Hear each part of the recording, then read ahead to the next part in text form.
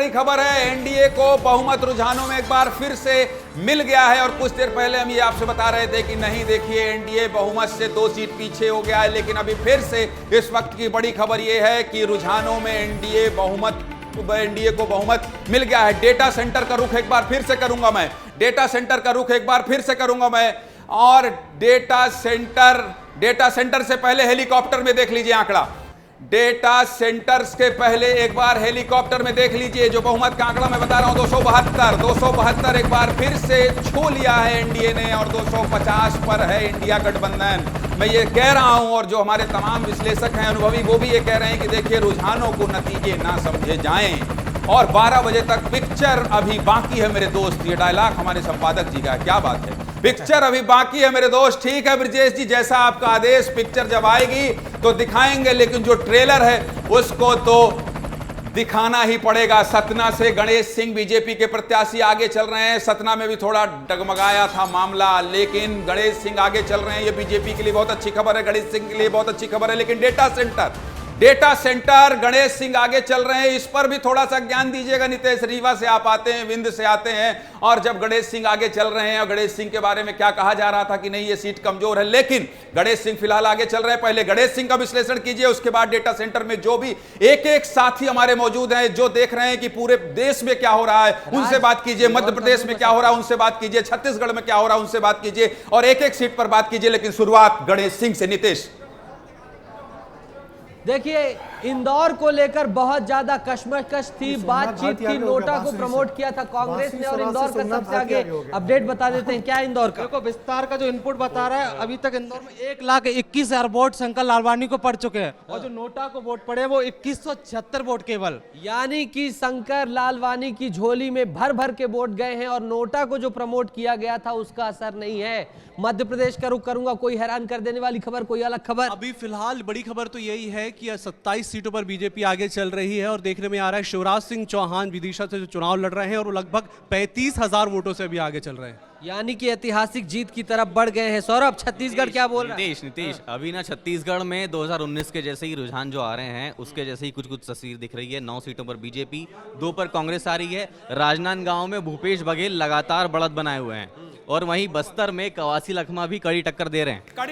नीतीश आ रहा हूं आपके पास। नीतीश, बहुत जल्दी 1 मिनट में लौट रहा हूं। महेंद्र सिंह सोलंकी देवास से आगे चल रहे हैं, कितने वोटों से आगे चल रहे हैं? बिग ब्रेकिंग दिखा दीजिए आप। 6000 वोटों से महेंद्र सिंह सोलंकी आगे चल रहे हैं देवास से, और यह खबर आपको बताना जरूरी थी। लेकिन नीतीश, ओवर टू यू, बताइए।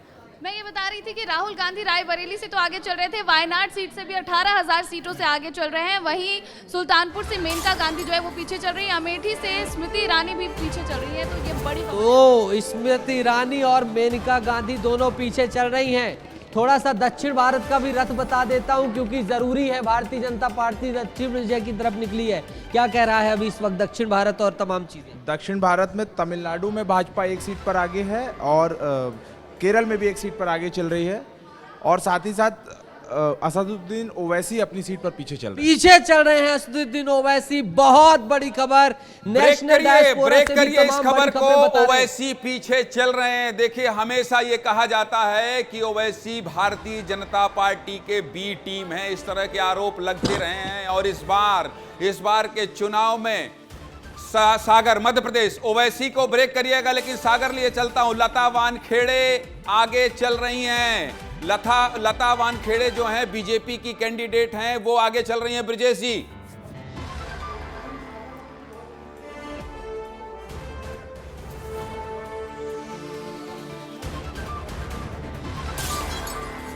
अगली ब्रेकिंग है, ओवैसी पीछे। महराज जी, हैदराबाद से माधवी लता कितनी वायरल थी, हर आदमी उनका इंटरव्यू करना चाह रहा था। माधवी आगे चल रही हैं और पीछे हो गए ओवैसी। महराज जी, बिल्कुल, माधवी लता का आगे बढ़ना एक बहुत बड़ा चौंकाने वाला सत्य होगा ओवैसी के लिए। ओवैसी अपनी कॉन्स्टिट्यूएंसी में बड़े कॉन्फिडेंट और बड़े अश्योर्ड दिखाई देते हैं कि हाँ सब कुछ हो जाएगा मेरे। लेकिन माधवी लता की बात को शायद हैदराबाद के लोगों ने अपना वक्त दिया है, उनकी बात को समझा, और जो कॉन्फिडेंस से माधवी लता लगातार हिंदुत्व की बात कर रही थी या बीजेपी की बात कर रही थी, उसको लोगों ने राजीव रिस्पॉन्ड कुमार किया। देश के चुनाव आयुक्त कुछ कह रहे हैं, सुनाइए उन्हें सुनाइए। इतना बड़ा काम हो रहा है उसको देख रही हैं यहाँ पर। बहुत सारी टीम्स हमारी पुणे से, शास्त्री पार्क दिल्ली से, त्रिवेंद्रम से, बॉम्बे से, हैदराबाद से, बहुत सारे जो बैकग्राउंड लोग हैं वो जुड़े हुए हैं। और इस समय हमारी जो रिजल्ट्स की जो वेबसाइट है उस पर करीब करीब 2 लाख हिट्स पर सेकंड है। 1 सेकंड में 2 लाख लोग हमारे साथ उस पर हिट कर रहे हैं। So all of that we are managing and seeing from here, तो दैट जितने भी लोग जानना चाहते हैं, देखना चाहते हैं, उन्हें कोई परेशानी ना हो। और सभी आरओस को जो 542 कॉन्स्टिट्यूएंसीज में इस समय काउंटिंग करा रहे हैं, जहां करीब करीब 65,000 से ऊपर की टेबल्स लगी हुई हैं, हर जगह में उनको कहा गया है कि पोलिंग एजेंट्स को और कैंडिडेट्स को निश्चित रूप से बैठने दें, पूरी पारदर्शिता के साथ काउंटिंग करें, जो रूल बुक है उसका पालन अक्षरते करें, मतलब एक भी वायलेशन नहीं होनी चाहिए, अदरवाइज खैर नहीं है। यानी जो रूल बुक है उसका पालन करें, पारदर्शिता से पालन करें, कैंडिडेट्स को और उनके एजेंट्स को हर जगह में शामिल रखें। चलिए ठीक है, इलेक्शन कमीशन की वेबसाइट पर कितने हिट्स मिल रहे हैं ये सब कुछ बता रहे थे राजीव कुमार, लेकिन ब्रेकिंग के बिना दिल है कि मानता नहीं। और ब्रेकिंग डालिए, शिवराज सिंह चौहान 3500 वोटों से आगे चल रहे हैं। और मैं जब भी चर्चा करता हूं तो ये हमेशा कहता हूं कि शिवराज सिंह चौहान तो जीतेंगे ही, लेकिन सबसे ज्यादा अगर मेहनत किसी ने की है मध्य प्रदेश में अपनी सीट जीतने के लिए तो वो शिवराज सिंह चौहान ही है। तो इस वक्त की बड़ी खबर ये है कि 3500, अब हम आपको फिगर भी दिखा रहे हैं, फैक्ट भी दिखा रहे हैं। अब चलिए ठीक है, मध्य प्रदेश की पूर्व मुख्यमंत्री का हाल तो हमने आपको दिखा दिया, लेकिन छत्तीसगढ़ पड़ोसी राज्य, पूर्व मुख्यमंत्री भूपेश बघेल के बारे में भी आपको बता देते हैं। वो 8000 वोटों से आगे चल रहे हैं। सुबह जब हम आपको आंकड़ा बता रहे थे तब हमने आपको बताया था कि 4000 वोटों से संतोष पांडे आगे चल रहे हैं, लेकिन अब की खबर बहुत अलग है। अब की खबर बहुत बड़ी है। बड़ी यह है कि राजनांदगांव से पूर्व मुख्यमंत्री भूपेश बघेल 8000 वोटों से आगे चल रहे हैं। देखिए, लोकसभा का चुनाव है और मुझे लगता है कि लोकसभा चुनाव में 8000, 5000, 10000 का मार्जिन कुछ होता नहीं है, लेकिन इसके बाद भी बड़ी खबर बताना पड़ेगा क्योंकि बीजेपी के संतोष पांडे पीछे चल रहे हैं। राजनांदगांव प्रियंका गांधी आई थी मृगेंद्र जी, अगर मैं गलत नहीं हूं तो, और प्रियंका गांधी ने पूरा शक्ति प्रदर्शन किया था, पूरी ताकत झोंकी थी कि भूपेश बघेल की किसी भी तरह से जीत हो। और फिर उसके बाद रायबरेली में भूपेश बघेल ने रिटर्न गिफ्ट दिया था। बिलासपुर से बहुत बड़ी खबर है, बहुत बड़ी खबर बिलासपुर से। देवेंद्र यादव आगे चल रहे हैं। देवेंद्र यादव कांग्रेस के प्रत्याशी हैं और 300 वोटों से आगे चल रहे हैं। देवेंद्र यादव के बारे में मृगेंद्र जी ये कहा जा रहा था कि वो दुर्ग भिलाई के प्रत्याशी हैं, बाहरी प्रत्याशी को वहां उतार दिया गया है, लेकिन वहां देवेंद्र यादव भी आगे चल रहे हैं। इस वक्त की बड़ी खबर है, चूंकि छत्तीसगढ़ की 2 सीटों का विश्लेषण हो गया है, इसलिए मृगेंद्र जी आप बता दीजिए बिलासपुर और राजनांदगांव के बारे में, इसके बाद अगली खबर का रुख करेंगे। मृगेंद्र, देखिए, बिलासपुर में देवेंद्र यादव के आगे बढ़ने के पीछे एक बड़ा कारण है, अभी हमारे पास जो डाटा आया है, लोरमी जहां से तोखन साहू विधायक भी रहे हैं, वो अपनी सीट से ही उनको कम वोट मिले हैं, लोरमी से ही कम वोट मिले हैं। देवेंद्र यादव यूथ हैं, युवा कांग्रेस के नेता रहे हैं, लगातार युवाओं में बहुत अच्छी फैन फॉलोइंग, उनकी टीम वहाँ काम कर रही थी। हालांकि ये बहुत क्योंकि बिलासपुर के जो आंकड़े आते हैं 2 लाख 2.5 लाख वोट के अंतर से जीत हार तय होती है, तो ये अभी 9:30 बज रहा है, 9:30 बजे का आंकड़ा है।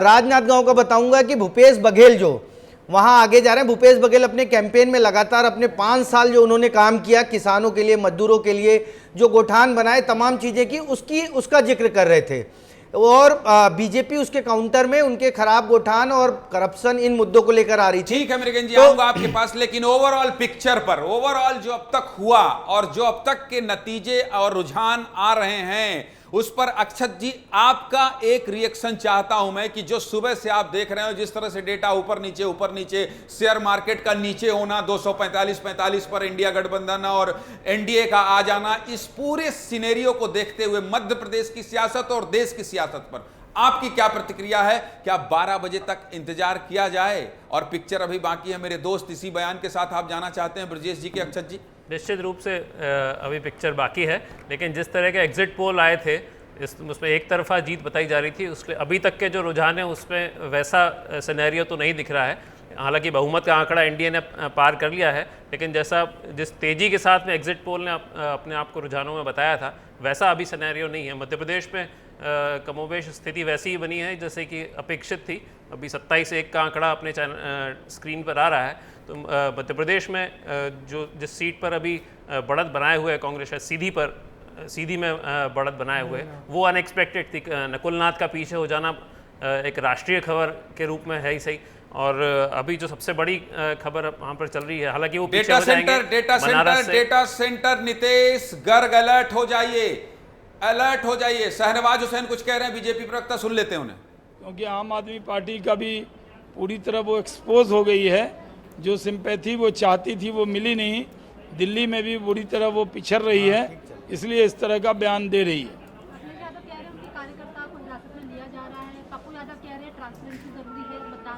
अखिलेश यादव हो या पप्पू यादव या लाश गिराने की बात करने वाले उनके कार्यकर्ता, कुछ भी कर लें। बहुत बड़ी खबर है, गिराना पड़ेगा मुझे और बंद करना पड़ेगा ये बयान, क्योंकि मध्य प्रदेश से बहुत बड़ी खबर है। आंकड़ा ब्रेक कर दीजिए।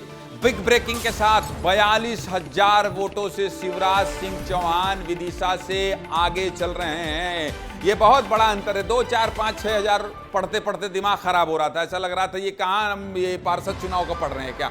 लेकिन अब जो 42,000 वोटों का ये आंकड़ा आया है, एक तो इतने बड़े कद के नेता ब्रजेश जी और इतना बड़ा आंकड़ा, ये 42,000 4 लाख में बदलेगा या नहीं बदलेगा? बहुत बड़ा सवाल पूछ दिया मैंने, जिम्मेदारी से बोलिएगा नहीं। शिवराज जी फिर आपसे पूछते भी हैं, शिवराज जी आपसे पूछते भी हैं कि ये आपने क्यों बोला था ब्रजेश जी? शिवराज जी की तैयारी 10 लाख से बड़े अंतर से जीतने की थी। उन्होंने रात दिन एक किए, उनके कार्यकर्ताओं ने बहुत मेहनत की है। तो उनका पूरा टारगेट था कि इस बार 10 लाख से ज़्यादा।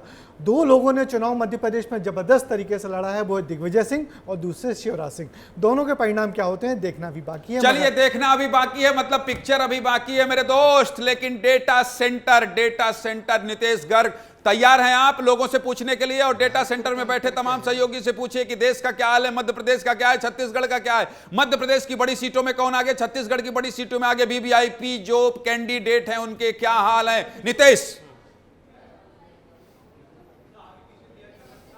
ठीक है, हम एक बार फिर से अपने डेटा सेंटर में पूछेंगे, जानेंगे। हमारे तमाम सहयोगी पल पल की अपडेट दे रहे हैं। क्या है मध्य प्रदेश में कोई फेरबदल, उलटफेर? तो यही आया है कि 29 सीटों के में रुझान आ गए हैं। 27 सीट पर बीजेपी है, 2 सीट पर कांग्रेस है, लेकिन ये अभी पता नहीं चला कांग्रेस किस सीट पर है। लेकिन जो बड़े दिग्गज है कांग्रेस के, जैसे दिग्विजय सिंह की बात की जाए, नकुलनाथ की बात की जाए, कांतिलाल भूरिया की बात की जाए, सारे पीछे चल रहे हैं। सारे पीछे चल रहे हैं, नकुलनाथ पीछे चल रहे हैं, ये बड़ी खबर। क्या कहता है छत्तीसगढ़? नीतीश, भूपेश बघेल तो लगातार आगे बनी हुए हैं, लेकिन बिलासपुर सबसे चौंकाने वाला है, जहां पे देवेंद्र यादव आगे चल रहे हैं।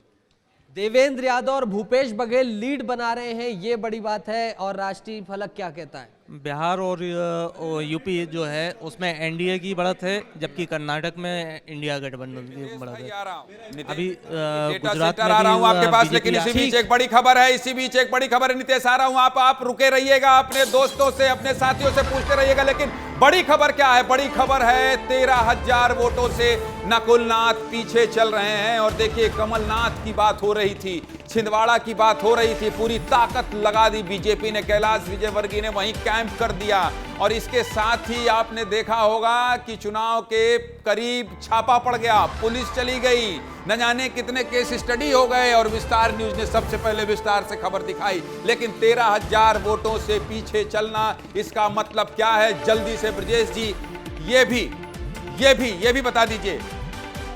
फिर होगा यदि नकुलनाथ हारते हैं, क्योंकि जो 1980 से लगातार जीतने का रिकॉर्ड था कमलनाथ को, सीट से सिर्फ एक बार सुंदरलाल पटवा ने हराया था कमलनाथ को, और ये 80 के बाद ये दूसरा मौका आ रहा है जब बुरी तरह हारेंगे। ये उत्तर प्रदेश में बहुत बड़ा उलटफेर है। बिग ब्रेक के साथ बता दीजिए, ब्रेकिंग कीजिए, क्या है ब्रेकिंग वो बता देता हूं। उत्तर प्रदेश में बड़ा उलटफेर, एनडीए और इंडिया गठबंधन में। यूपी में सबसे ज्यादा चौंकाने वाले आंकड़े, बीजेपी के बंटी साहू आगे हैं। कहां? ये तो छिंदवाड़ा की बात हुई, लेकिन 32 सीटों पर बीजेपी आगे है। कहां? उत्तर प्रदेश में। और 31 सीटों पर सपा इंडिया गठबंधन। ये बहुत चौंकाने वाले आंकड़े हैं, क्योंकि उत्तर प्रदेश का जो रास्ता है वही ले जाता है, उत्तर प्रदेश का जो रास्ता है वही ले जाता है कहां? दिल्ली, और बनाता है प्रधानमंत्री। संसद में जिसके सांसद ज्यादा होते हैं वही बनाता है प्रधानमंत्री। लेकिन उत्तर प्रदेश 80 सीटों वाला राज्य, 80 सीटों वाला राज्य। पूर्वांचल में लगातार बीजेपी पिछड़ रही है। पूर्वांचल में पूरी ताकत झोंकी थी बीजेपी के तमाम